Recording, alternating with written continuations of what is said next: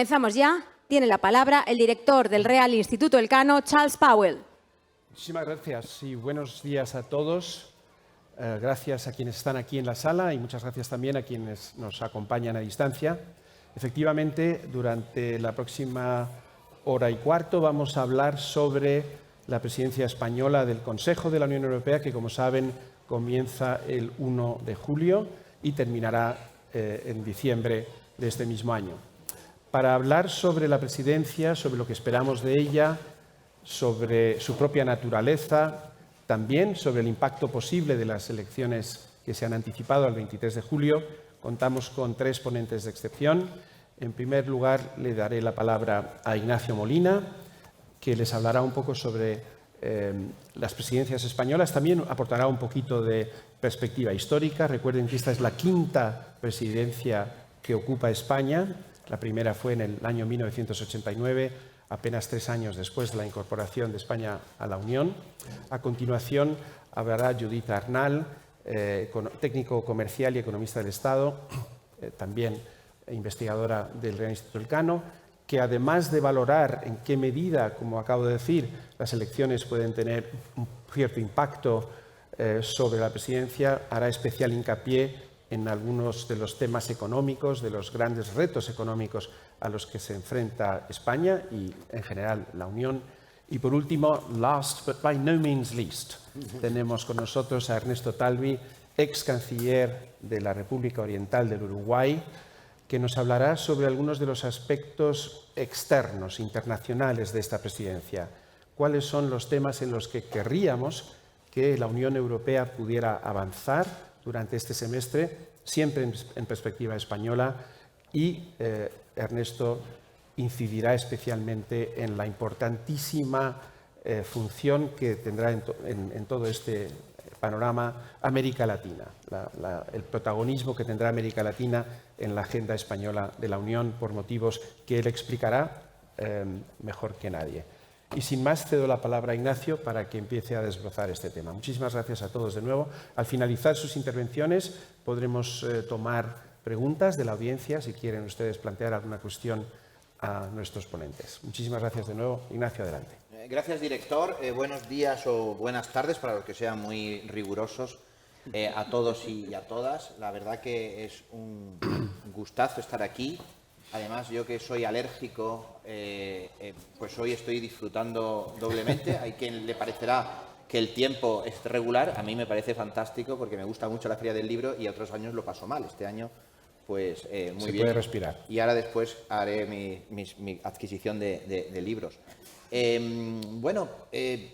A ver, explicar la presidencia de la Unión Europea, la presidencia rotatoria, digamos, es una tarea relativamente complicada si uno quiere realmente entender toda la arquitectura de la Unión Europea, y les diré que ni siquiera los expertos, ni los políticos, ni a veces ni siquiera el servicio jurídico de las distintas instituciones de la Unión Europea tienen muchas veces muy clara el reparto de competencias, ¿no? No sé si recuerdan ustedes, hace aproximadamente un poquito más de un año, el presidente Macron organizó una cumbre en Versalles. Era una cumbre del Consejo Europeo. El Consejo Europeo no lo preside Macron, lo preside un político belga, Charles Michel, pero sin embargo él estaba allí se celebraba en Francia, se celebraba en Versalles y recibiendo a los invitados, pero ni el protocolo ni el servicio jurídico tenía realmente claro cuáles eran las atribuciones exactas que tenía en ese momento Macron. Digo esto para que, como inicio de que a veces, por muy experto que sea uno en las procelosas aguas de Bruselas, pues no es fácil entender a la Unión Europea. Pero si uno tiene un atajo, que son muy recomendables, los atajos cognitivos en la vida, ¿no?, para decir, bueno, esto debe ser una responsabilidad importante porque cada país, cuando va a asumir ese semestre, le dedica bastante atención. Esa atención tiene un contenido, digamos, a nivel nacional, como estamos haciendo exactamente ahora aquí. Si no fuera por la presidencia española que comenzará dentro de unas semanas, no estaríamos hablando de ello. En la Feria del Libro estaríamos hablando de otros temas, pero no de esto. Y yo estuve hace 10 días en Estocolmo hablando de la presidencia sueca, que están ahora mismo los suecos con ello. Si no, yo no habría estado en Estocolmo, ¿no? Entonces, y ahora hay, por ejemplo, un debate también interesante en el Parlamento Europeo sobre si cuando le corresponda a Hungría dentro de un año la presidencia rotatoria, pues debe o no debe Hungría ejercerla por los problemillas que tiene este Estado miembro con las instituciones en el cumplimiento de algunos de los valores fundamentales de la Unión. Por tanto, es un tema importante. No es trascendental. Quien preside el Consejo de la Unión Europea no preside la Unión Europea. La Unión Europea se caracteriza en esto que acabo de decir de la complejidad por tener muchas presidencias. Cada una de las instituciones tiene su propio presidente. Está la presidenta de la Comisión, Ursula von der Leyen, está la presidenta del Parlamento Europeo, que también es una mujer, una maltesa, Metsola, está la presidenta del Banco Central Europeo, que también es una mujer. Y luego, que son las instituciones, ¿no? Tenemos instituciones intergubernamentales, que es donde están los Estados representados, que es el Consejo. Desde hace 13 años, justamente en la anterior presidencia española, se decidió además que algunas de las funciones más vistosas de esa presidencia rotatoria del Consejo, que era presidir al jefe de Estado y de Gobierno, esto que acabo de mencionar de Versalles, ya no lo hiciera el primer ministro del país que ejerce la presidencia, sino que lo hiciera una persona con carácter estable. Ahora mismo este señor belga, Charles Michel, pero antes lo hizo Donald Tusk, un polaco, y antes otro belga, Van Rompuy, y que la presidencia de los ministros, cuando van a hablar de temas exteriores, los haga el alto representante, que es una figura que también se introdujo, en este momento un español, Josep Borrell. Y además, quizá le suene también el Eurogrupo, que es una reunión, una especie de reunión previa del Consejo de Asuntos Económicos y Financieros, donde están todos los estados del euro, que también tiene su presidencia permanente y hay un ministro irlandés, ¿no? Por tanto, una complejidad de presidencias. ¿Cuál es entonces el papel que queda al país, que en este caso va a ser España? Ahora mismo es Suecia, como he dicho, luego será Bélgica, luego Hungría, si finalmente se confirma que Hungría lo va a hacer, que es un orden preestablecido por una combinación de, antes era alfabético, pues ahora es una combinación de estados más o menos grandes, medianos y pequeños. Pues interesante, primero, en esa combinación de estados grandes, pequeños y medianos, España es considerado un estado grande. Esto es importante para lo que luego probablemente vayamos a comentar. Estados grandes pues son Francia, son Alemania, son Italia, era el Reino Unido antes del Brexit, y España y Polonia. Son estados de los cuales, por su tamaño, por su PIB, por su capacidad administrativa, por su empuje político, por su proyección diplomática, cultural, por muchos motivos, se espera de ellos un cierto papel líder. Y esto es importante porque muchas veces, y esto es algo que sí que me gustaría subrayar, después de tantos años de pertenencia, aún a veces parece que España aún no, o la sociedad española aún no se ha creído del todo el importante papel que corresponde jugar como país en la Unión Europea, que necesita a Estados miembros como España. La Unión Europea necesita a España, los países más europeístas necesitan a España, el sur de Europa necesita a España, los Balcanes. Ayer Charles y yo volvíamos de Macedonia del Norte, de estar allí una conversación. La demanda de España, las expectativas que hay sobre un país que se entiende que tiene, bueno, pues esa capacidad política, administrativa, social, cultural, del cual se espera. Y es verdad y que esa presidencia, pues ahora ha quedado un poco reducida desde el Tratado de Lisboa, por esto que he dicho que ahora ya hay muchas presidencias, pues ha quedado reducida a coordinar al resto de Estados miembros en una de las instituciones, en el Consejo, ni siquiera en el Consejo Europeo, ni siquiera donde están los jefes, que ahí está Charles Michel, sino en el nivel ministerial, en las distintas configuraciones del Consejo, que son 9, más la 10ª, que es la de Asuntos Exteriores, que esa tampoco corresponde a España, aunque ahora hay un español al frente, y se trata básicamente de sacar adelante las negociaciones legislativas en una cantidad de dosieres, que seguro que ahora Judith también comentará algunos de ellos, que tienen que negociarse entre el Consejo y el Parlamento. El Parlamento sería la Cámara Baja, donde están los partidos políticos. El Consejo sería una especie de Cámara Alta o Cámara Territorial de la Unión Europea, donde están los Estados miembros. Y ahí es donde España juega un papel, que es un papel, no le da más poder en el sentido de que se va a hacer lo que a España le gusta o lo que España prefiere. No, el papel tiene que ser el de un intermediario neutral, el de un coordinador de buena fe que intenta conciliar distintas posiciones. Como estamos al final de la legislatura europea, porque el año que viene habrá elecciones al Parlamento Europeo y está ya acabando, pues es un semestre especialmente cargado de dosieres legislativos que hay que intentar terminar de negociar y aprobar con el Parlamento y que la Comisión, que es la institución que hace el orden del día, que prepara los proyectos, también interviene.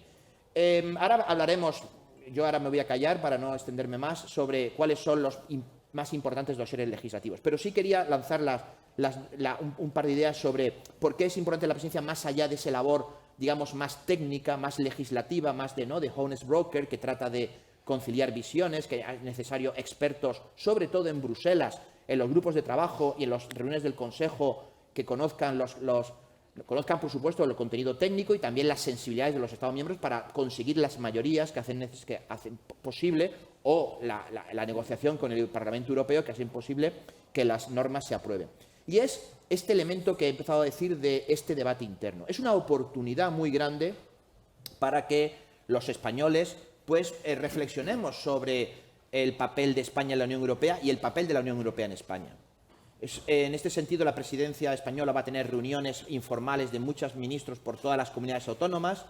Va a haber una implicación de la sociedad civil, también del Parlamento, aunque básicamente la presidencia sea algo del Gobierno y la Administración, pero también va a estar implicado el Parlamento. Y para que nosotros, los analistas, los expertos, los interesados, los ciudadanos, nos demos cuenta de que, oye, ¿cuáles son las prioridades de España? ¿Por qué es tan importante la pertenencia a la Unión Europea? Y esta especie de escaparate de Europa en España, o ahora en Suecia, tiene mucha relevancia. Y luego, y esto es la última idea, y con esto termino, es también una posibilidad de un escaparate de España fuera. Es decir, tanto en Bruselas como en las capitales, pues hay una cierta expectativa de qué es lo que va a hacer el país que ejerce esa presidencia. Y en el caso de España, que como he dicho es considerado un Estado miembro importante, grande, que tiene la responsabilidad de ser líder, pues lo cierto es que entre que eso es objetivamente así y que había un proyecto político de dedicar mucho capital a este semestre, por razones que tienen que ver con también, razones un poco coyunturales del ciclo electoral, que además ahora se ha adelantado, con lo que eso tenga de bueno y de malo, lo podemos ver ahora. Pero porque España, justo hace 13 años, en su anterior presidencia, muchos de ustedes lo recordarán, 2010, fue un momento de extrema debilidad de España por la crisis financiera, se convirtió en crisis de deuda pública y fue cuando comenzó esa segunda fase de la recesión que supuso, una debilidad de España, España como problema en la Unión Europea, como país problemático. Esto se unió a la crisis política, territorial que sufrimos, pero desde hace unos años, pues España ha salido salió de la UCI, luego salió, digamos, de planta, se le dieron de alta y empezó a jugar un papel más relevante, dejar de ser un objeto de preocupación para ser un sujeto. Y ha tenido algunos elementos de protagonismo en la propia gestión del Brexit, en la gestión de la pandemia y de la pospandemia, y en la guerra de Ucrania también teniendo ese cierto papel protagonista. Ahora era una oportunidad, sigue siéndolo, pero en fin, las elecciones quizá oscurecen esto un poco, de representar, escenificar en Bruselas y el resto de capitales que España, digamos, está plenamente recuperada y que quiere jugar ese papel. Por eso era una presidencia tan ambiciosa. Ahora veremos los dosieres tanto en el aspecto exterior, cumbres con América Latina, con el mundo árabe, Comunidad Política Europea, como los expedientes más sectoriales, desde las reglas fiscales, la inmigración o la autonomía estratégica. Y eso, ni mucho menos yo quiero decir que eso se ha frustrado. Pero es verdad que primero vamos a estar un poco distraídos con las elecciones y luego, dependiendo del resultado electoral, pues ya veremos si formamos rápidamente un gobierno o no. Y dependiendo y esto sí es una cosa positiva, si el gobierno se forma rápido, sea el que sea el color político, la presidencia va a ser una buena ocasión para que o bien el gobierno actual, renueve un cierto pedigrí europeo y de influencia que ha estado ejerciendo en estos años, o para que un nuevo gobierno, aterrice de una manera rápida y lucida en un cierto protagonismo europeo, que está muy bien porque a veces los gobiernos españoles tardan un poco en darse cuenta de lo importante que es Europa y ahora, pase lo que pase, no les va a quedar más remedio de darse cuenta desde el principio que Europa es muy importante. Me callo aquí y perdón. Muchas gracias, Ignacio. Me quedo con 3 ideas. En primer lugar, Spain is back. España está de nuevo liderando el proceso europeo, como históricamente había sido siempre su vocación, tarea que vio dificultada por la crisis del 2008 2008 y posteriormente también por la pandemia. En segundo lugar, la enorme complejidad del entramado institucional de la Unión Europea. Como ha explicado Ignacio, hay muchas presidencias, son presidencias múltiples y son simultáneas y, por lo tanto, desde el punto de vista español, se trata de aprovechar la coordinación entre las distintas presidencias para intentar avanzar algunos temas. Y, en tercer lugar, una cuestión pedagógica muy importante. Las presidencias semestrales son una gran ocasión para explicar algo muy fundamental. ¿Qué es la Unión Europea? ¿Para qué sirve? ¿Por qué nos importa? ¿Y por qué debemos tomárnosla en serio? Judith, vamos a aterrizar contigo algunos de estos temas. Hay muchos dosieres abiertos. La posibilidad de cerrarlos o no depende en parte de España, pero no solamente de España. Esto también hay que subrayarlo. Estamos oyendo mucho que la presidencia sueca quizás no ha tenido un papel tan activo como hubiéramos deseado y que nos ha pasado a la presidencia española temas complejos o que no estaban maduros, con la esperanza de que España los cierre. Ahora nos contarás si eso crees que es posible o no. Y el tema caliente, la patata caliente, que es en qué medida un adelanto electoral que ha decidido el presidente del Gobierno en usufructo de sus competencias constitucionales puede incidir negativamente o no en la presidencia. Adelante. Pues muchas gracias, un placer estar aquí. Y me parece muy bien empezar con la patata caliente, con el elefante en la habitación, que es ¿qué va a pasar con la presidencia española del Consejo de la Unión Europea? Porque en algunos medios de comunicación, también algunos prescriptores de opinión, lo que dicen es España va a ser un pato cojo durante este semestre. Y yo, la verdad, es que estoy en total desacuerdo. Yo creo que España va a seguir siendo un país confiable, impulsor del proyecto europeo y moderado. Y lo pienso fundamentalmente por 5 motivos que voy a pasar a detallar. El primero de ellos está totalmente en línea con lo que habéis comentado Ignacio y tú, que es qué supone ostentar la presidencia rotatoria del Consejo de la Unión Europea. Y aquí nuevamente creo que algunos medios de comunicación hacen flaco favor al utilizar la terminología de España va a presidir la Unión Europea. No, España va a presidir una institución de la Unión Europea, el Consejo de la Unión Europea, que es un colegislador junto con el Parlamento Europeo y que lo que hace es acordar las propuestas normativas, con las oportunas modificaciones que pone sobre la mesa la Comisión Europea. Y como comentaba Ignacio, la Comisión Europea tiene su propia presidenta, la alemana Ursula von der Leyen, y el Parlamento Europeo tiene su presidenta, la maltesa Roberta Metsola. Con lo cual, la presidencia española del Consejo de la Unión Europea es esto, ni más ni menos. Segundo lugar, creo que el hecho de que estemos en una presidencia escoba, y ahora voy a pasar a explicar qué supone esto, va a jugar a nuestro favor. Como comentabais, nosotros vamos a tomar la presidencia de la mano de nuestros colegas suecos y el 1 de enero de 2024 la pasaremos a nuestros colegas belgas. Y las elecciones al Parlamento Europeo van a tener lugar entre el 6 y el 9 de junio de 2024, es decir, en plena presidencia belga del Consejo de la Unión Europea.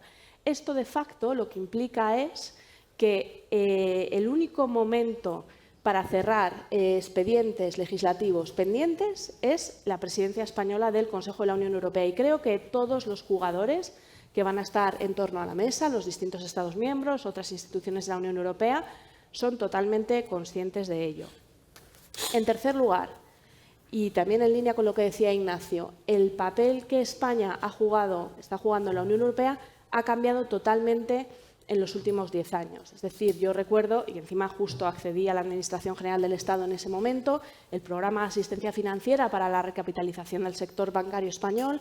Realmente fue un momento muy difícil para España, pero hicimos las reformas oportunas, el sector bancario español dejó de ser un problema para pasar en cierta medida a ser la solución, como se ha visto durante la crisis del COVID, y eso ha permitido que España juegue un papel muy importante en el impulso de expedientes europeos. Por poner un ejemplo, como reacción a la crisis del COVID, el Next Generation EU, que sin lugar a dudas tuvo un fuerte impulso por parte de España. O como reacción a la injustificada invasión de Ucrania por parte de Rusia, la reforma del mercado eléctrico. Yo creo que la Comisión Europea realmente no habría puesto sobre la mesa una propuesta normativa para reformar el mercado eléctrico si no hubiera mediado la presión española. En cuarto lugar, es cierto que en estos momentos en España, a nivel de política interna, vivimos quizás un momento de polarización. Pero creo que afortunadamente esto no se da en temas europeos. Creo que España es un país muy proeuropeo y que, en mi experiencia, porque he trabajado con gobiernos de distinto color político, la visión sobre los temas europeos es muy similar. Y voy a detallar algunos ejemplos sobre la base de expedientes que tenemos en estos momentos sobre la mesa. El expediente de la reforma de las reglas fiscales. A mí me cuesta mucho creer que si hay un cambio de gobierno y en vez de ser un gobierno rojo es azul, la posición sobre la necesidad de tener unas reglas fiscales coherentes, razonables, acordadas antes de que acabe este año, no vaya a ser también totalmente apoyada por un nuevo gobierno o incluso yendo más allá. Yo creo que cualquier gobierno de España apoyaría plenamente la introducción de una capacidad fiscal común. El motivo por el que no sale, y probablemente no salga en estos 6 meses, uno es porque no tenemos una propuesta de la Comisión Europea y dos porque hay reticencias de otros Estados miembros, pero no porque no haya una convicción plena por parte de cualquier gobierno de España de impulsar este tipo de proyectos. Algo similar, y creo que ha quedado plasmado de manera muy clara, es AMLA, la futura Autoridad Europea de Prevención del Blanqueo de Capitales. Hay una candidatura para que esta institución se albergue en Madrid. Por cierto, aquí aprovecho para decir que apoyo plenamente esta candidatura. Y esto se ha acordado entre todos los niveles administrativos, gobierno central, autonómico, local, y son de distintos colores políticos y se han unido para apoyar este expediente. Entonces, da igual el color del gobierno que salga, esto va a seguir siendo así. También podemos hablar, por ejemplo, de la unión bancaria. Ha sido una reclamación histórica de España que hay que finalizar el proyecto de la unión bancaria con un fondo de garantía de depósitos único. Tenemos la propuesta normativa de la Comisión Europea de 2015 sobre la mesa. Es probable que no se avance, básicamente porque no hay apetito político de algunos Estados miembros, pero no porque España no lo vaya a apoyar. Tenemos sobre la mesa la propuesta normativa de la Comisión Europea sobre la reforma de la gestión de crisis bancarias y yo creo que eso va a contar plenamente con el apoyo de España. Otros expedientes económicos relevantes que podemos tener, por ejemplo, la revisión a medio plazo del marco financiero plurianual o la necesidad de crear nuevos recursos propios. Para aprobar estos expedientes normativos es necesaria la unanimidad y yo creo que España es un país que está muy bien posicionado porque realmente se percibe como un árbitro moderado y justo, que es lo que comentaba Ignacio. Al final, lo que hace el país que ostenta la presidencia del Consejo de la Unión Europea es arbitrar, moderar los debates y creo que España en este sentido goza de gran prestigio a nivel europeo. Y bueno, puedo hablar de otros expedientes, como por ejemplo a nivel digital el reglamento de inteligencia artificial, o incluso el impulso al paquete de conectividad de infraestructuras de telecomunicaciones. Creo que es probable que no se avance mucho en este último expediente, pero no ya tanto por una cuestión española, sino porque es probable que a la Comisión Europea no le dé tiempo a plantear una propuesta normativa sobre el tema. Reforma del mercado eléctrico. Quizás es un poco difícil llegar a un acuerdo sobre esta cuestión para finales de la presidencia del Consejo de la Unión Europea por parte de España, pero no por una falta de impulso de España, sino porque realmente es un tema muy comprometido. Y aunque nuestro compañero Ernesto comentará esto con más detalle, que es el verdadero experto, ¿qué país, qué Estado miembro de la Unión Europea se nos puede ocurrir que está mejor posicionado para profundizar las relaciones con América Latina? Es que claramente es España.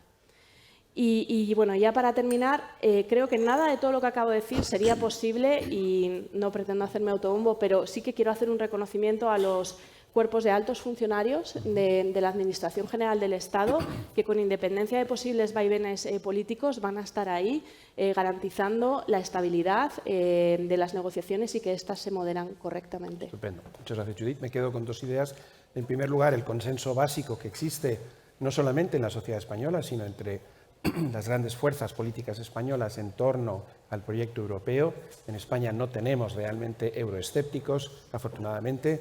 No tenemos realmente partidos políticos que cuestionen la pertenencia de España a la Unión ni los beneficios que de ello se derivan, por supuesto, con algunos matices, pero grosso modo se puede decir que todas las grandes fuerzas políticas españolas comparten el proyecto europeo y, por lo tanto, con independencia de quién gane las elecciones del 23 de julio, España seguirá la misma senda.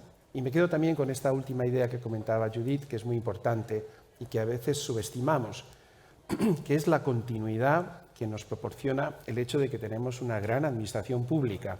No está muy de moda nunca hablar de la administración pública. Yo, que no he sido funcionario en mi vida jamás, me puedo permitir el lujo de hablar bien de la administración pública.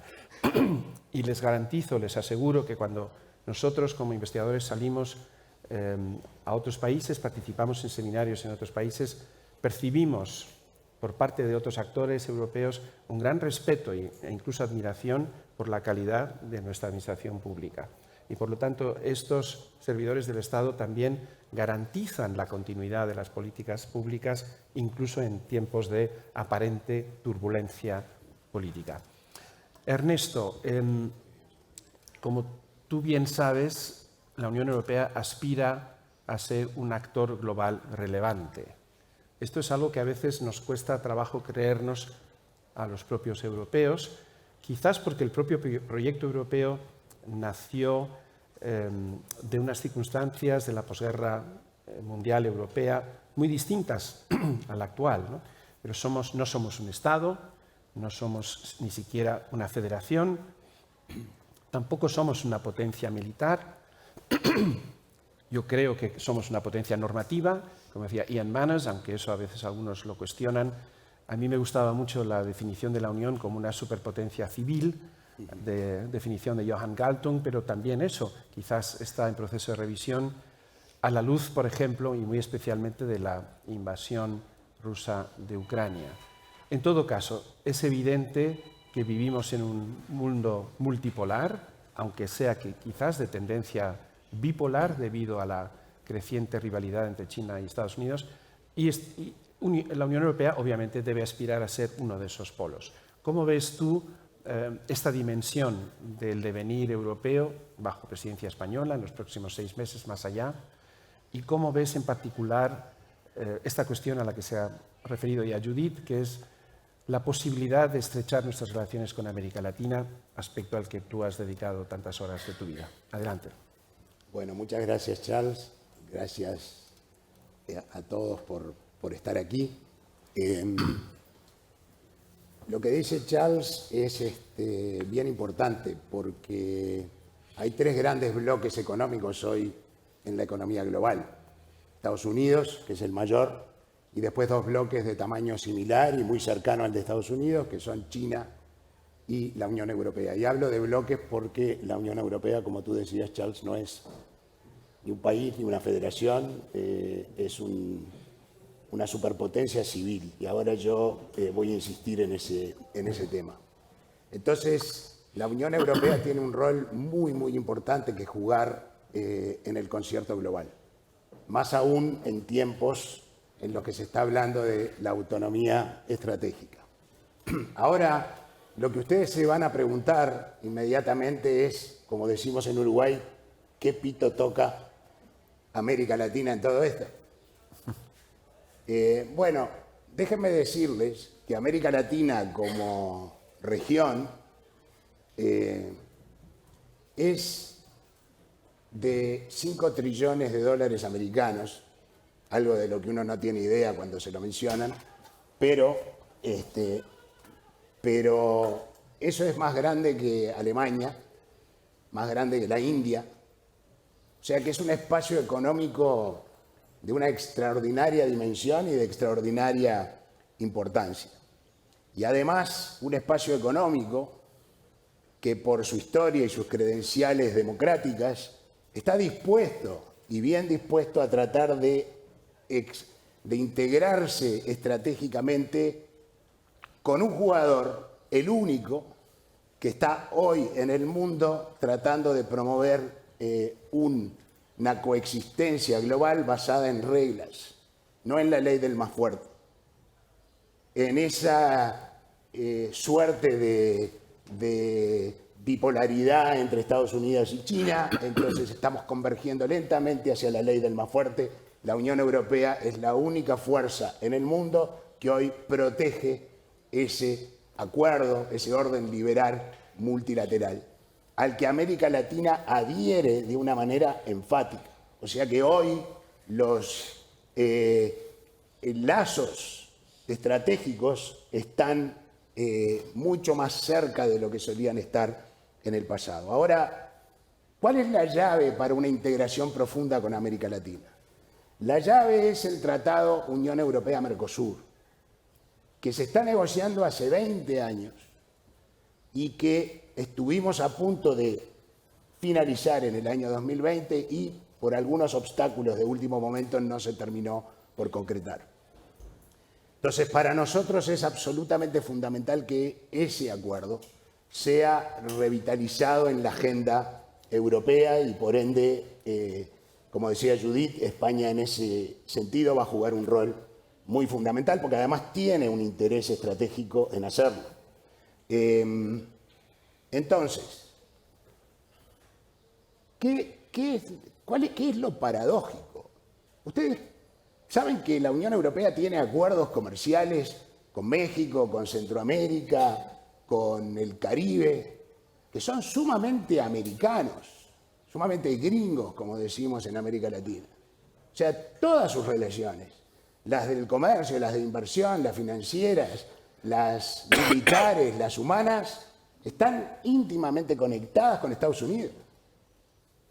Y con el único espacio económico con el que la Unión Europea no tiene acuerdo, y hace 20 años que lo está negociando, es con el Mercosur, que es muy europeo en todos sus vínculos.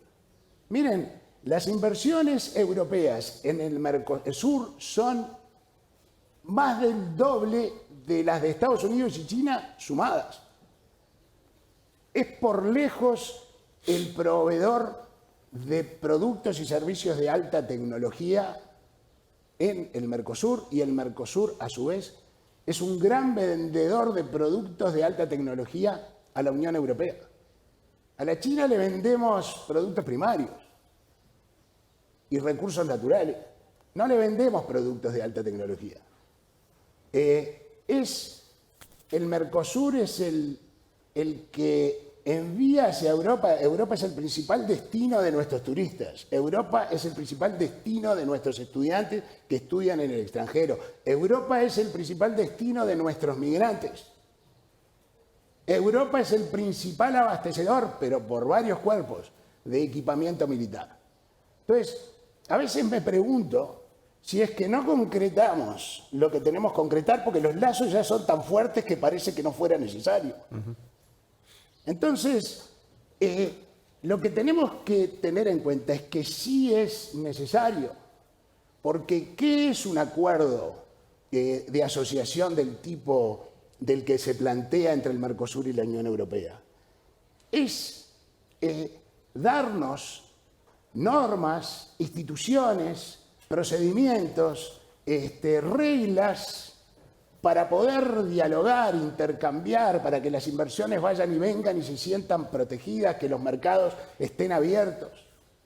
Es establecer un conjunto de normas comunes que le den continuidad y seguridad a quienes deciden invertir en este emprendimiento.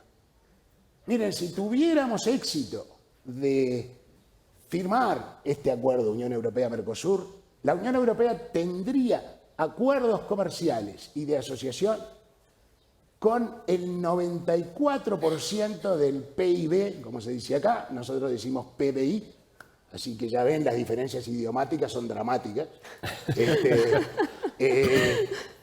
El 94% del Producto Interior Bruto. De firmar el acuerdo con el Mercosur, Europa sería, por lejos, el espacio económico, el bloque, el jugador global más importante en América Latina. Por lejos sería el jugador más importante en la región más democrática de todo el mundo emergente y en la región con el PIB per cápita más alto de todo el mundo emergente. Entonces, el Mercosur, Unión Europea, que es el único acuerdo importante que falta, sería una plataforma maravillosa para luego como tenemos este sistema radial, ¿se dice los rayos de la bicicleta? Bueno, los rayos de la bicicleta son así, van de América Latina a Europa. América Central a Europa, México a Europa, Caribe a Europa, Mercosur iría a Europa.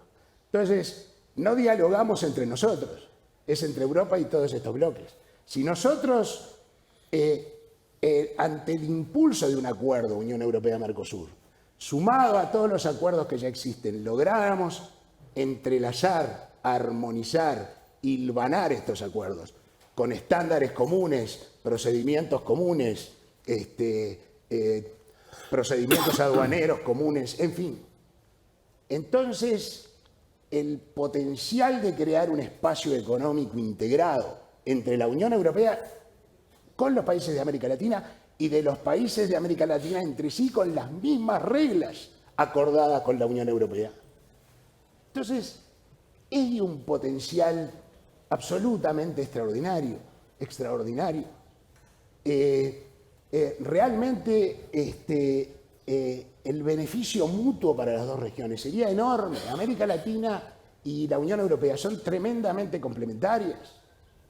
O sea, nosotros en América Latina tenemos energía y recursos minerales en abundancia, tenemos sol, tenemos viento, tenemos agua, tenemos tierras fértiles, podemos producir energía limpia, abundante y barata, productos ecológicos que ya se producen a gran escala en muchos de nuestros países. Y la Unión Europea nos puede proveer con tecnología, capital, know-how que ayude a la región a realmente desarrollarse. Entonces esto es un ganar-ganar, es un win-win al que le ha llegado el momento. No se imaginan cuando me tocó estar en la Cancillería, peleamos como gato entre la leña para tratar de salir adelante con este acuerdo en el 2020. España lo quería, Italia lo quería, Portugal lo quería y, bien importante, Alemania lo quería. Y sin embargo, a un metro de la orilla, intereses de pequeños lobbies que ponen obstáculos en algunos países y los gobiernos se hacen eco de ellos por razones políticas, impidieron que esto que les estoy contando llegara a fructificar. Entonces, créanme que no se me escapan los obstáculos, créanmelo, pero la Unión Europea los ha tenido mucho mayores que esto. De hecho, y esto lo opino convencido a pie juntillas, la Unión Europea es la construcción, la arquitectura institucional, económica y política más formidable de la que tenga noticias la humanidad. Entonces, no es que no ha tenido desafíos complejos. Este es un desafío comparado con lo que la Unión Europea ya hizo. Entonces, si en tiempos normales esto sería una prioridad, en los tiempos que corren es una necesidad. Y si es una necesidad, vamos a por ello. Y España tiene la enorme responsabilidad al ejercer la presidencia del Consejo Europeo, Judith, no de la Unión Europea, tiene la enorme responsabilidad de ponerse a sus espaldas este proyecto y transformarlo en realidad. Ok. Muchísimas gracias, Ernesto. Muy rápidamente, antes de cederles a ustedes la palabra, voy a hacer un poquito de abogado del diablo, más divertido. Ignacio, y luego Judith también, ponte en lo peor. Es decir, pongámonos en el 24 de julio, elecciones generales en España, ninguno de los dos bloques, llamémoslo así, obtiene un resultado nítido, no es posible formar gobierno y, como ya ocurrió en el pasado bastante reciente, nos volvemos obligados a convocar unas segundas elecciones generales en algún momento del otoño de este mismo año, en plena presidencia española del Consejo de la Unión Europea. ¿Cómo veríamos entonces la situación? Creo que es un escenario no del todo descartable, por cierto. Bueno, sí, no sería desde luego muy deseable que eso ocurriera, no ya por la presidencia, sino por otros elementos. Pero Nuestra salud mental. sí, pero por desdramatizar, hace ahora un año estaba, como he mencionado antes, la presidencia francesa, el primer semestre de 2022. Francia celebró 4 elecciones, porque saben que tienen el balotage y tienen doble vuelta, tanto 2 para elegir presidente y 2 para renovar la Asamblea. Es decir, que hubo 4 elecciones. Ahora, después de Francia, vino la República Checa, no tuvo elecciones, pero hubo elecciones en Suecia que hicieron que apenas el gobierno sueco asumió muy pocas semanas antes de asumir la presidencia. Y ya sabemos, porque ya están, digamos, convocadas, porque la política belga, créanme, es aún más complicada que la española y tal vez hasta que la europea, y ya tienen convocadas elecciones los belgas en su presidencia el mismo día que hay elecciones al Parlamento Europeo. Por tanto, y España, como sabemos, ya también. Entonces, bueno, no es una cosa... simplemente en los últimos 2 años, franceses, suecos, españoles y belgas se enfrentan a este tema, ¿no? Y cuando los belgas hacen elecciones, tardan como media en formar gobierno bastante más tiempo que nosotros, ¿no? Es verdad que en España era uno de los países, uno de los pocos países que había en Occidente, la democracia occidental, la Unión Europea, que el día que había elecciones nos acostábamos sabiendo quién iba a ser el próximo presidente del gobierno. Eso fue así desde el año 1977, que hubo elecciones por primera vez en el actual periodo democrático, hasta el año 2015. Durante todos esos periodos sabíamos a las pocas horas de cerrar las urnas quién sería el futuro presidente. Esto no ha sido así en las últimas 4 elecciones, ni en el 15, ni en el 16, ni en el 19, que hubo 2, ¿no? Y por tanto parece que la tendencia puede ser que esto se repita, que no sepamos el 23 de julio quién será el próximo presidente, ¿no? Como digo, yo no voy a entrar en temas de política interna. Esto es malo para el país, sobre todo si hubiera una repetición. Ya fue malo en 2015 y en 2019. Para el proyecto europeo, bueno, hay una lectura tranquilizadora que yo comparto sustancialmente con Judith. Tenemos una administración capaz que se ha preparado durante 2 años. Tenemos unos negociadores en Bruselas. Tenemos un servicio diplomático en las embajadas de las capitales, tenemos una red densa y unos conocedores. Bueno, tenemos luego en el Parlamento Europeo también diputados, por cierto, no hemos mencionado, los diputados españoles en los distintos grupos también son bastante relevantes, en el Partido Socialista, en el Partido Popular Europeo, los principales partidos que conforman una especie de coalición legislativa en el Parlamento. Y, por tanto, digamos que lo que sería la presidencia, la gestión de la presidencia, se llevaría adelante. Como he dicho antes, en 2010 tuvimos un momento de mucha debilidad política como país y económica. Ese fue ese momento un poco dramático de la crisis, pero también la presidencia española de 2010, ese primer semestre de 2010, nos tocó aplicar el Tratado de Lisboa y la parte, digamos, técnica administrativa también salió muy bien. Pero claro, cuando hacemos tú mencionabas, Charles, al principio, lo que supuso la presidencia del año 89, del año 95, del año 2002, esas 3 primeras presidencias, ¿no? 2 correspondieron a Felipe González y una a José María Aznar.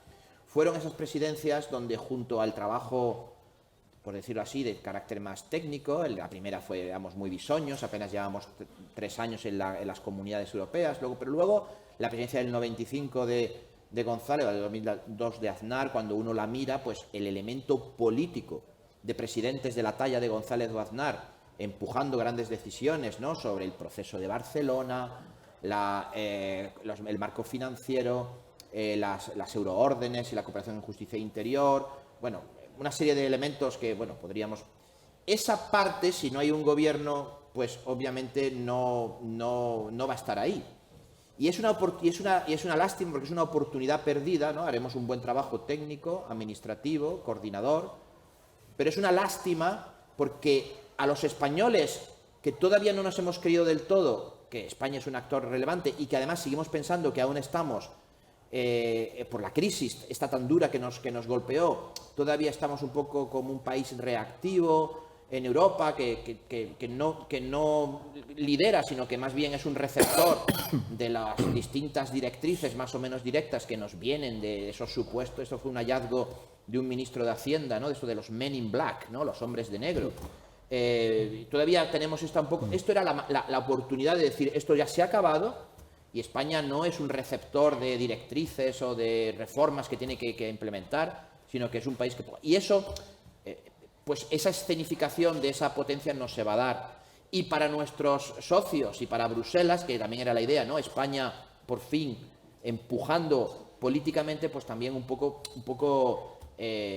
frustrante. O sea, totalmente de acuerdo con Judith que será una presidencia que no seremos un pato cojo. Pero me gusta mucho la metáfora porque los patos, como ustedes saben, no vuelan. Entonces, sí, tendremos las dos patas. Pero es que la idea era que el pato iba a volar. Y eso, pues, se quedará en un pato con dos patas, pero no será cojo, pero no volará. Muy bien. Judith, cuando el 1 de enero, bueno, espero que no con resaca, pero, en fin, te puedas sentar y evaluar lo que ha sido la presidencia española y te sientes ante tu ordenador, voy a hacer una valoración de lo que ha sido la presidencia española. ¿Cómo medimos el éxito y el fracaso? O sea, ¿qué elementos buscarías tú para poder decir esto ha sido un éxito? Hemos cumplido a grandes rasgos los propósitos que nos habíamos puesto. ¿Qué buscarías? Pues desde mi perspectiva, que eminentemente es económica, financiera, tecnológica, yo creo que podríamos estar muy satisfechos si se alcanza una reforma de las reglas fiscales antes de que acabe el año. ¿Por qué? Porque la Comisión Europea ya ha anunciado que va a suspender la cláusula general de escape a partir del 1 de enero de 2024, lo cual implica que si no acordamos unas nuevas reglas fiscales, vamos a volver a las reglas fiscales del pasado. ¿Te importa explicar un poco para el público lego Sí. qué son las reglas fiscales? Bueno, las reglas fiscales son un dolor de cabeza bastante importante que... Básicamente, ¿cuál es la idea? La idea es que cuando se lanzó el proyecto del euro, a finales de los 90, principios de los 2000, teníamos una política monetaria única para todos los países de la zona euro, pero cada Estado miembro tenía su propia política fiscal. Y eso puede generar muchos problemas porque puede sobrecargar la política monetaria, incluso puede llegar a haber problemas de dominancia fiscal. Entonces, lo que se estableció es, vamos a crear el Pacto de Estabilidad y Crecimiento, que se llamó así, vamos a fijar una serie de reglas para que los distintos Estados miembros de la Unión Europea controlen sus niveles de déficit y de deuda pública y que no se genere una sobrecarga indebida sobre el Banco Central Europeo. Entonces, ¿por qué digo que es un dolor de cabeza? Pues básicamente porque nunca han funcionado las reglas fiscales, nunca se han llegado a aplicar. Todo empezó en el año 2003 cuando dos países que, si yo ahora pregunto, ¿cuáles son los dos países que creéis que incumplieron por primera vez las reglas fiscales?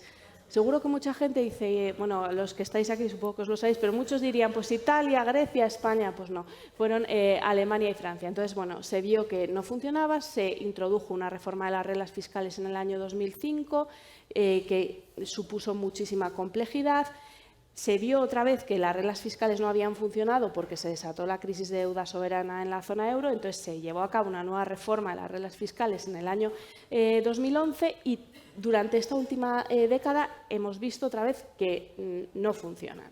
Entonces, ha llegado el momento ya en el que la Comisión Europea dijo, tenemos que parar, tenemos que hacer algo que realmente sea creíble, porque si no, el verdadero mecanismo que disciplina las finanzas públicas acaban siendo los mercados financieros y no un régimen de reglas fiscales con sentido.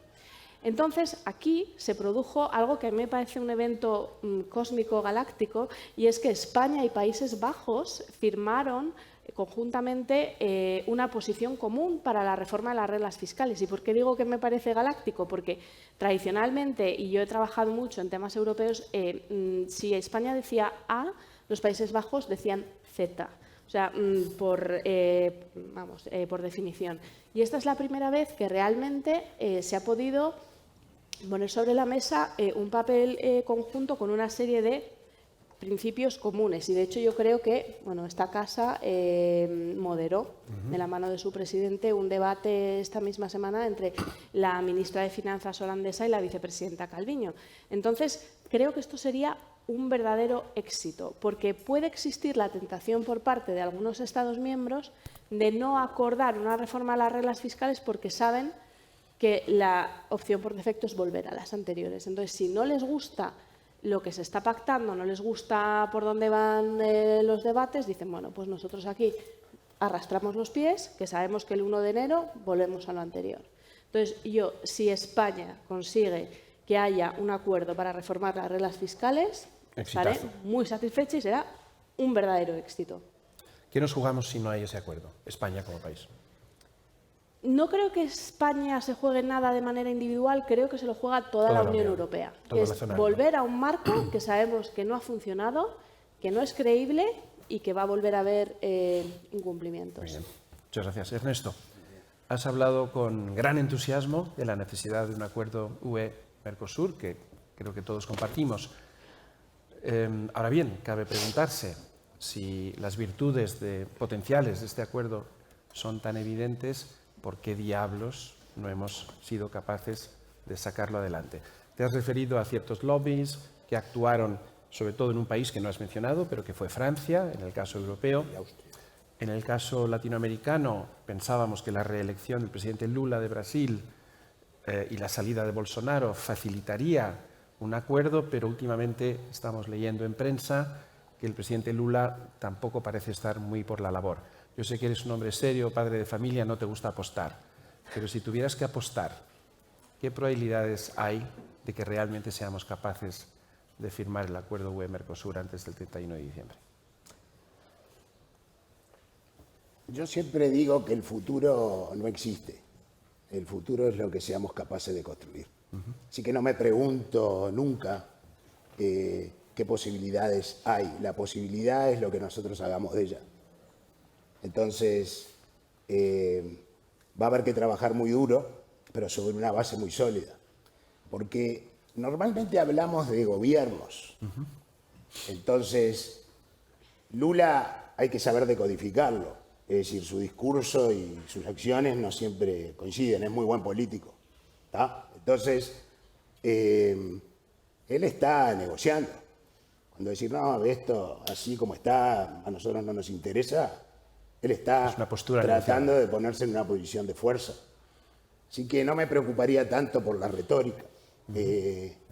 Yo tengo muy claro que en Brasil el sector privado, que es muy, muy, muy potente, quiere este acuerdo. Más aún, quiere algo más que este acuerdo. Quiere, después de muchos años de avalar y promover el proteccionismo, el aislamiento de Brasil, se han convencido ya hace unos cuantos años de que si mantienen ese aislamiento van a ser grandes perdedores en el concierto mundial.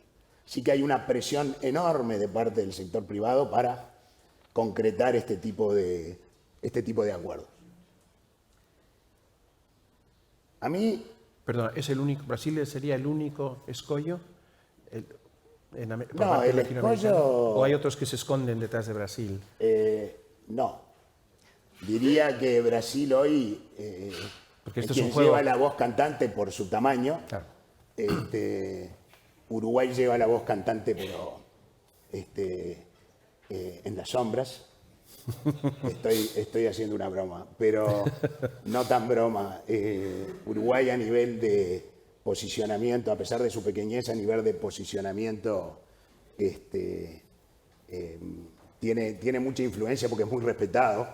Y es como digo, los países nunca son chicos para las ideas. Nunca. Las ideas no tienen tamaño, tienen calidad o no la tienen. Entonces, Uruguay también quiere, el escollo más importante es Argentina, que todavía no evoluciona hacia una política menos proteccionista, pero Brasil se encarga de que Argentina se suba al barco. Entonces, ¿cuál es el problema que hay en Europa? En donde hay una mayoría de gobiernos que claramente quieren llegar a este acuerdo, es que los beneficios estos tangibles de los que hablamos Charles, quedan distribuidos entre millones de ciudadanos. Sí. Mientras que los perjuicios que pueda generarle a ciertos grupos están muy concentrados. Entonces, los ciudadanos, como bloque, no tenemos ningún incentivo a salir a manifestarnos en favor de algo que, bueno, nos va a beneficiar, pero yo no sé muy bien cómo y de manera medio indirecta. Y capaz que poco.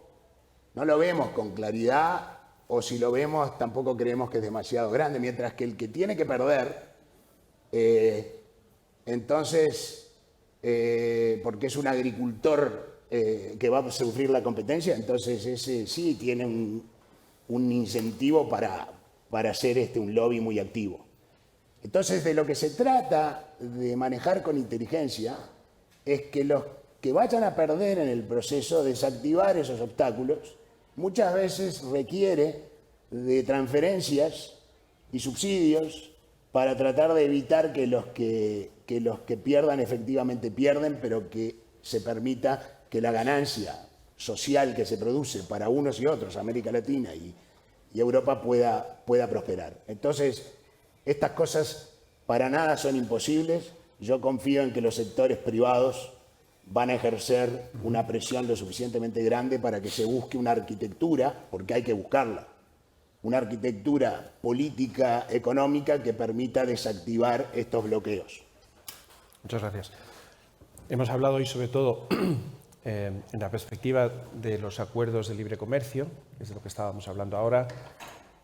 Bajo presidencia española esperamos que se firme la actualización, la modernización del acuerdo con Chile, también con México, pero como decía Ernesto, no tenemos acuerdos todavía, por cierto, con Australia, que se está negociando, ni con la India. Y por lo tanto, las posibilidades son todavía ingentes. Pero quedémonos con Europa-Mercosur, 800 millones de personas que juntos representarían el 25% del PBI, lo voy a llamar así, global. Ahora entiendo. Pues muchas gracias a los tres ponentes, pero seguimos la conversación, por favor. Ha llegado su turno. Levanten la mano si quieren plantear alguna cuestión. Les rogaría simplemente que nos dijera su nombre para que los ponentes les conozcan y quizás también identifiquen la persona a la que quieren dirigir su pregunta, si son tan amables. Muchas gracias. Soy Luciano y la pregunta va dirigida a la única representante femenina. Has comentado, porque a veces se confunde y incluso el que puede entender igual no sabe exactamente qué es, porque es como se parecen los nombres, Unión, o sea, es Consejo de la Unión Europea, Sí. Ministro, entiendo yo, ministro. Y el otro es Consejo Europeo, que es gobernantes. Es así, ¿no? Sí. Es que ha habido una confusión, está grabado y en algún momento se ha confundido. Ha habido un partido político antes de las elecciones que pedía que este régimen de 6 meses se iba a contabilizar y se quería trazar todos los gastos que se iban a ejercer. Entonces, resulta que ahora han cambiado y hay elecciones y entonces ya dice, pues a lo mejor no... Pero la historia es que ese traceo, el mismo Consejo de Europa lo puede hacer, no necesita que un partido de la oposición lo ejerza. Muchas gracias. A Ignacio le pediré que responda a la parte institucional y a Judith quizás a la parte económica. ¿Había otra palabra pedida? Sí, por favor. Sí, hola, buenos días. Me llamo Manuel Escudero y, bueno, la primera pregunta, no recuerdo el nombre, es para la persona que tiene Charles a la derecha. Ignacio, Judith, Ernesto. Ignacio y Ernesto, gracias. Es para Ignacio. Vamos a ver, a mí me ha tranquilizado lo que ha dicho de que, bueno, pues no va a pasar nada independientemente de quién gane las elecciones, porque yo tenía mis dudas. Yo sé que, bueno, pues el trabajo ya está hecho y se supone que si hubiera un nuevo gobierno, yo creo que, Charles, va a haber un nuevo gobierno, uno u otro, pero lo va a haber. porque al final se van a poner unos u otros de acuerdo y lo vamos a tener. Yo creo que esa opción que barajaba usted de que no lo va a haber, no contemplo esa posibilidad, pero sí contemplaba la posibilidad del cambio de gobierno. Esa sí la contemplo. Y me ha tranquilizado porque muchas veces tenemos la idea de que los dos partidos que pueden gobernar, que son el Partido Popular y el Partido Socialista, pues cuando van a Europa es que, si me permiten la expresión, es una merienda o sea, es una cosa impresionante el nivel de tensión que suele haber allí entre ellos, ¿no? Y a mí, bueno, pues me parecía que iba a ser imposible que si ganara el Partido Popular, por ejemplo, pues que bueno, pues no hubiera ningún problema con la presidencia, aunque, insisto, son dosieres con planteamientos objetivos y tal, pero claro, las posturas en la Unión Europea de un partido y de otro, yo las he visto siempre tan diferentes que la respuesta que bueno, Ignacio ha dado me ha tranquilizado. Entonces, la pregunta en concreto para Ignacio es, ¿esto es tal cual lo ha planteado usted? ¿O realmente, si hubiera un gobierno, para hablar claramente, del Partido Popular que sustituyera al Partido Socialista, podrían hacer retoques importantes? Es decir, que se vieran cambios sustanciales en lo que se ha hecho o lo que se ha trabajado hasta ahora. Esa sería la pregunta de Ignacio. Para Ruth, yo creo, te ha comentado Charles que tu manera de ver en el mes de enero lo que hubiera sido la presidencia española, ¿cómo valorarías si había ido bien o si había ido mal? Yo creo que hay tres expedientes o tres dosieres que son clave, que uno lo has mencionado tú, que es reglas fiscales, otro lo ha comentado Ernesto, el tema de Mercosur, América Latina, y inmigración y asilo. Yo creo que son tres expedientes que son más o menos inmigración y asilo. Es el tercero. Perdón, que no había entendido. Sí, yo creo que, digamos que la presidencia se podrá valorar en función del éxito de esos tres dosieres, creo yo, ¿no? Y concretamente la pregunta que te hago es, en cuanto al tema que planteabas tú de reglas fiscales, creo recordar que el tema de las reglas fiscales son unanimidad es lo que se requiere para poder seguir adelante. Es decir, no es unanimidad lo que se requiere para... No, eso es para temas impositivos, pero para las reglas fiscales no hace falta. Pues mira, para introducir, para acordar reformas de impuestos o introducir, por ejemplo, nuevos recursos propios de la Unión Europea, hace falta unanimidad. Pero para aprobar una reforma del Pacto de Estabilidad y Crecimiento, no. Vale, pues es que la pregunta era, también iba por el tema de la unanimidad, y termino ya, el tema de la unanimidad. Es una cosa que se está planteando también en la Unión Europea, el tema de la unanimidad. ¿Hay alguna propuesta para modificar esto de la unanimidad? Porque es una manera de ralentizar la Unión Europea. Y yo creo que es un tema que no sé si está en algún expediente, si se va a tratar. Nada más, gracias. Muchísimas gracias. No sé si hay alguna pregunta más. Sí, adelante, el caballero de la primera fila, segunda fila. Y ya os doy la palabra. Gracias, Ana. Muchas gracias. Sí, soy Alex Marañón. Quería preguntaros por la cumbre que habrá a inicios de octubre en Granada, que va a girar un poco en torno a la autonomía estratégica, pues a ver un poquito qué podemos esperar de ella. Y luego también, Judith, has mencionado un poco el tema de la revisión del marco financiero plurianual. No sé si es un punto que se espera que se inicie, digamos, en esta presidencia o quizás vendrá ya con los belgas más adelante. Entiendo que está el tema un poco de estabilizar la financiación a Ucrania, el apoyo macrofinanciero y demás. No sé si habrá otros puntos que se tratarán. En fin, un poquito esos dos puntos. Gracias. Estupendo. Muchas gracias. Pues Ignacio, quizás en primer lugar. Por cierto, mis vaticinios electorales son siempre un desastre. Pero claro, hay muchas opciones que yo no he planteado. Por ejemplo, el resultado puede ser nítido, en el sentido de que uno u otro bloque han alcanzado una mayoría nítida, pero la negociación para formar un gobierno se puede prolongar mucho en el tiempo. O sea que los escenarios son casi infinitos, dada la rica complejidad de nuestro sistema político actual. Sí, bueno, y como hemos dicho, los alemanes, los suecos, los belgas, los holandeses, digo por decir países que nos parece que tienen una gobernación relativa muy avanzada, tardan todos como media unos cuantos meses en formar gobiernos de coalición. Pues eso es normal, tampoco tendríamos que... Bueno, lo de la pregunta sobre la parte esta de la terminología, yo tengo alumnos en primero de grado que tienen 17 años y les empiezo a contar la Unión Europea, que yo creo que es un poco de masoquismo por parte de los que han definido los planes de estudios, ¿no? Claro, porque los propios padres fundadores pues incurrieron también en estas prácticas viciosas, ¿no? Porque, mire usted, el Convenio de Roma del año 1950 creó el Tribunal Europeo de Estrasburgo, y el Tratado de Roma del 1957 creó el Tribunal de Justicia de Luxemburgo. El Consejo de Europa no es lo mismo que el Consejo Europeo, que tampoco es lo mismo que el Consejo de la Unión Europea. Entonces, yo lo que diría es, no tengamos demasiada tensión a la hora de equivocarnos, pero es verdad que hay algunas reglas para periodísticas. Para no perderse. Sí, Consejo es el Consejo de Ministros. A ver, es también una mala metáfora, porque nosotros entendemos el Consejo de Ministros, esta reunión que ahora es los martes, que antes era los viernes, donde los distintos ministros con sus carteras pues van a Moncloa, y el Consejo de Ministros de la Unión Europea no es eso, porque el Consejo de Ministros es que tiene una formación agricultura, y van todos los ministros de agricultura de los 27, o medio ambiente, o a economía y finanzas. Por tanto, son ministros, pero no es un órgano ejecutivo, como hemos dicho, es más bien un órgano legislativo, pero son ministros.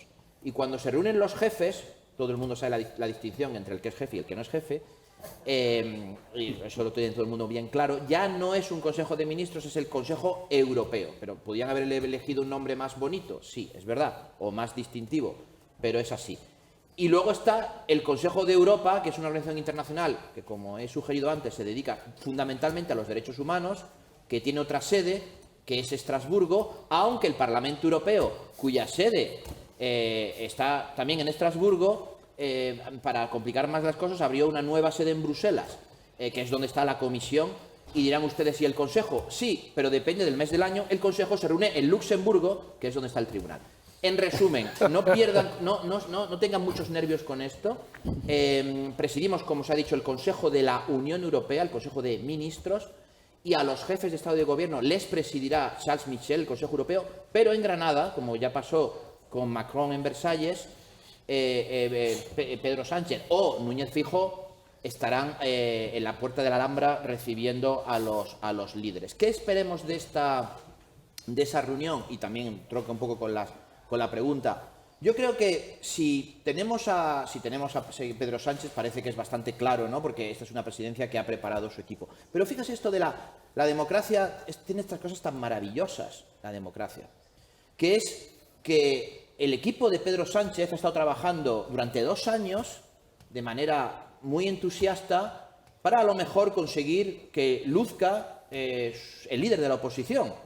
Porque si triunfara las elecciones tendría, bueno, pues preparado, llave en mano, ¿no? Tendría preparado pues una serie de cumbres internacionales donde sería el anfitrión, una persona desconocida para los líderes internacionales, para la prensa internacional, pues que de pronto va a... Piensen que en Granada no solamente vamos a discutir de autonomía estratégica, le dejo a Judith que quizá mencione la importancia de esto, sino que también en paralelo va a haber una cumbre de la Comunidad Política Europea que también convoca a líderes como, por ejemplo, Erdogan de Turquía, que bueno, se acaba de volver a repetir, Sunak, del primer ministro, y es posible que sea la primera visita de Zelensky a España, del presidente ucraniano. Es decir, esto, imagínense el regalo para Núñez Feijóo, del cual se discute si tendría que estudiar más inglés, si tendría que preocuparse más. Bueno, pues nada más llegar, llave en mano tiene esta maravilla. Y además...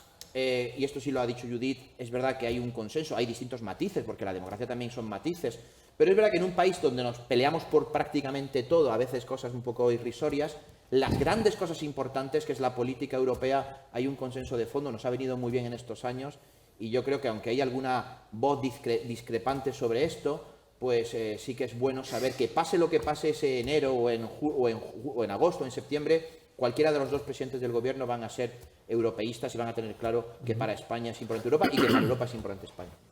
Muchas gracias. Sobre el tema económico, recuerdo, por ejemplo, ¿no? Esto es importante, había unos gastos previstos en el ámbito de la defensa urgentes y necesarios que probablemente van a decaer porque no se van a poder ejecutar de aquí al 23 de julio y ya veremos el próximo gobierno si quiere retomarlo o no. En su vertiente europea, ¿qué impacto económico Lo primero, perdón si he inducido a error, o sea, he sido totalmente inconsciente porque yo a mis alumnos en todo momento también, como hace Ignacio, les machaco la diferencia entre Consejo Europeo, Consejo de la Unión Europea y Consejo de Europa, o sea que no soy consciente, pero mil perdones si así ha sido. Sobre los temas que han ido saliendo, el tema de la regla de la unanimidad es un tema que se ha puesto sobre la mesa N veces, pero es un tema que yo creo que es muy difícil que salga adelante, sobre todo porque hay determinados países con una normativa fiscal diferente, pues, por ejemplo, no sé, Irlanda, Luxemburgo, Malta, y va a ser muy difícil que estos países quieran renunciar a la regla de la unanimidad en esos expedientes concretos. Entonces, comparto totalmente la visión de que efectivamente sería bueno para la agilidad de los procedimientos legislativos en la Unión Europea y para poder llegar a acuerdos que la regla de la unanimidad se levantara, pero no soy muy optimista y mucho menos para este semestre que entra. Estoy totalmente de acuerdo con que probablemente los 3 expedientes más importantes son reglas fiscales, inmigración y América Latina. Yo, como economista que soy, pues para mí yo atribuyo especial importancia al tema de las reglas fiscales, pero bueno, como comentaba Ernesto, evidentemente el tema latinoamericano tiene unas implicaciones económicas, comerciales indudables y por supuesto la inmigración también, o sea que puedo concurrir totalmente con que esos 3 expedientes son muy importantes.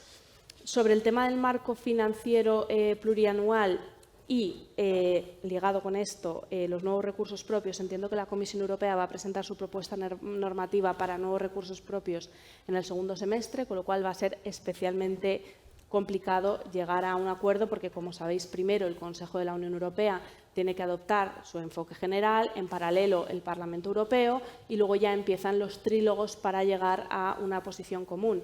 Entonces, yo lo veo complicado, pero sí sé, bueno, sin perjuicio, por supuesto, de que cuando yo toque el Gobierno de España presente sus prioridades, sí que sé que en el ámbito económico es algo a lo que se confiere especial relevancia. Y ya para terminar, en el tema de la autonomía estratégica que comentaba Ignacio, efectivamente yo creo que si es un Gobierno diferente el que entra, capitalizará el esfuerzo que se ha estado haciendo para la organización de esta cumbre. Entiendo que se ha planteado la autonomía estratégica fundamentalmente en torno a 4 pilares: el agroalimentario, el sanitario, el energético y el tecnológico, pero sin perjuicio de lo que pueda salir de esa cumbre, que por supuesto, si se llegan a acuerdos materiales y palpables, será mucho mejor para todos, pero creo que ya hay iniciativas concretas que están sobre la mesa y que se están negociando, como por ejemplo, pues, en materia tecnológica, pues hablábamos antes de la conectividad, ciberseguridad 5G, inteligencia artificial. En materia energética, todas las reformas, no solo la reforma del mercado eléctrico, sino todo el resto de panoplia de reformas que hay en torno a la energía. Entonces, con independencia de lo que pueda ocurrir en Granada, yo creo que ya hay muchas iniciativas, algunas acordadas, otras en proceso de negociación, que sin lugar a dudas están reforzando la autonomía estratégica de la Unión Europea. Pues muchísimas gracias, Ernesto, Judith, Ignacio. Lamentablemente se nos agota el tiempo. Les agradezco a todos su presencia, física o virtual, y agradezco muy especialmente a la Feria del Libro por habernos acogido y a María Solanas, mi colega y amiga, por haber también impulsado esta iniciativa en el seno del Instituto Elcano. Muchísimas gracias y hasta muy pronto.